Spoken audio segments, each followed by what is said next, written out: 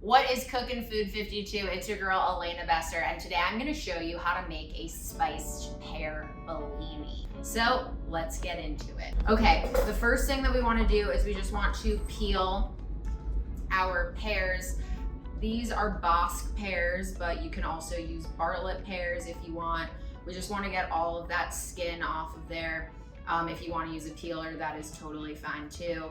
But when you think about Bellinis, you typically think about a peach Bellini. So peach Bellinis have peach puree mixed with prosecco, and they are a fabulous summertime drink, usually served when peaches are at peak freshness. And because we are experiencing the colder months and it's pear season, apple season, I figured pear would be the perfect thing to create a Bellini with. You wanna get pears that are really ripe, because the riper they are, the sweeter they are, and the easier it's going to be for them to break down when they are cooking. So we are just going to continue peeling these on up, and we wanna make sure that these are as delicious as possible.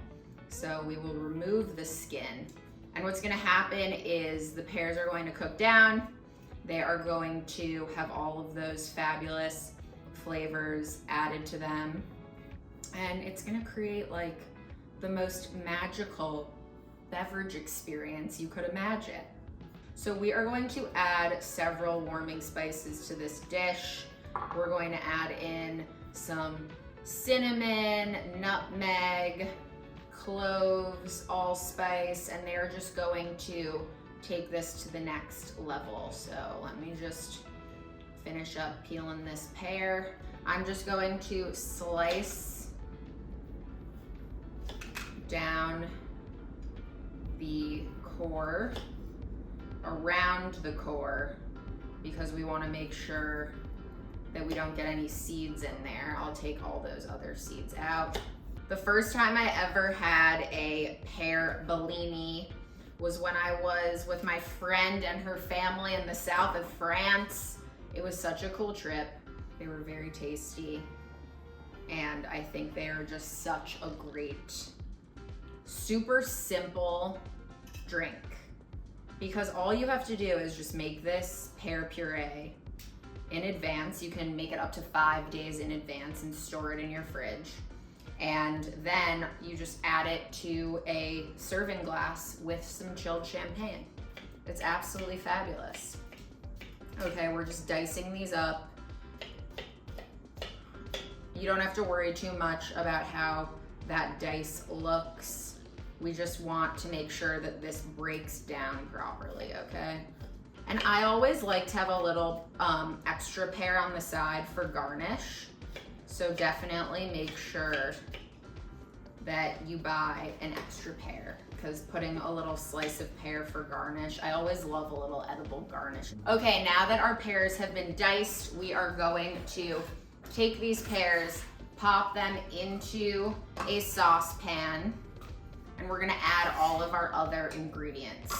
We're gonna add in these warming spices. I have cinnamon, nutmeg, cloves, and allspice. You can use all 4. You can use what you have on hand. All we're going to do with these spices is just add a little extra depth and coziness to this puree.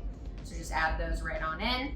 We are also going to add in some vanilla bean paste. So this has all of those little vanilla bean seeds along with some maple syrup.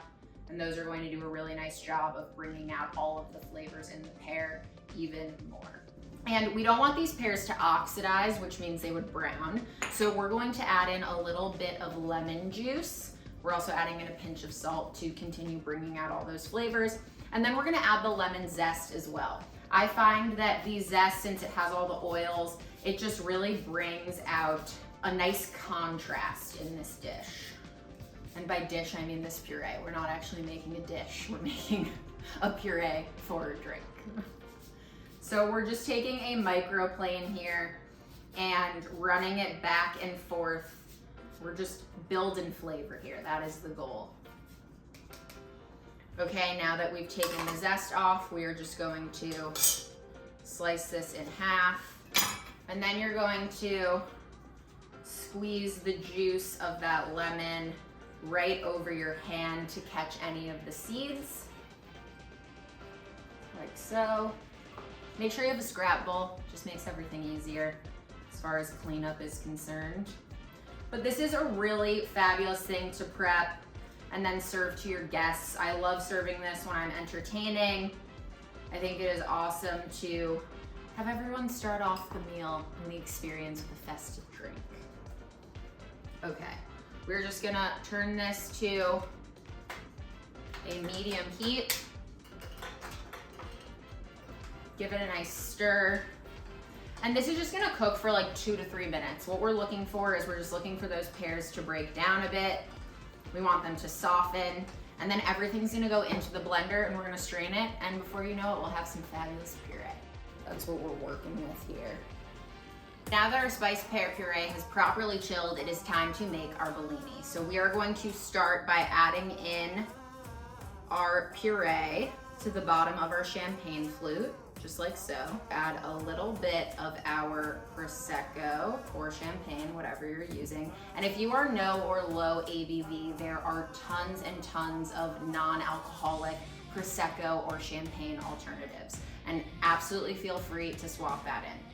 So we're just going to mix this on up because we don't want to lose any of those bubbles with the rest of the champagne that we add in. And then we're going to very slowly add in the rest of our mixture. And if there's any separation, just kind of lift it very lightly as you go. And then we're gonna finish it on up.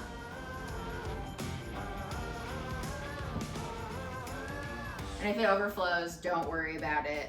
It all depends on what bottle you end up buying. This one is very effervescent.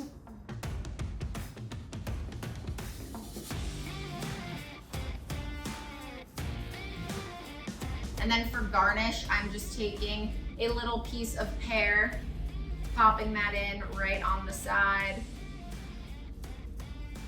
And there you have it, a spiced pear Bellini.